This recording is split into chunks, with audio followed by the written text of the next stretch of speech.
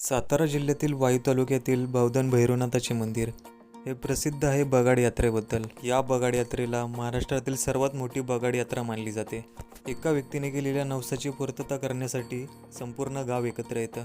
देवजोडीला हळद लावून मंदिराच्या खांबावरती लोखंडी नाळ ठोकून यात्रेला सुरुवात होते।